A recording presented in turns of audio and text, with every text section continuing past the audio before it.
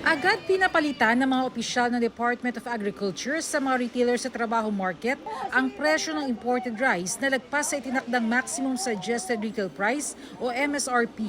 Pero sa pag-iikot kanina ng mga opisyal ng DA at mga kawani ng Department of Trade and Industry, ilang retailers ang nagbebenta ng imported rice na 60 pesos.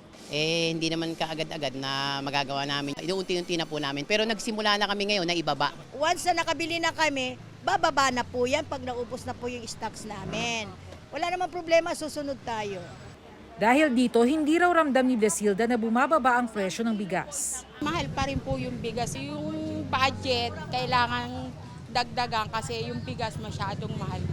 Ayon sa DA, masyado raw mataas ang presyo ng ilang nagtitinda. Kailangan na nila magre-negotiate doon sa kanilang mga supplier kasi dahil meron ng MSRP ngayon, kasi i-review ito in 2 weeks, dapat immediately mapag-usapan nila yung mga stocks at sa susunod hindi na talaga pwede. Sa monitoring ng Department of Agriculture, umaabot rin hanggang 60 pesos ang kada kilo ng imported na bigas sa ilang mga retailers sa Pasay Public Market at sa Guadalupe Market. Pero bibigyan pa raw nila ng pagkakataon ng mga retailers na maibaba ang kanilang presyo.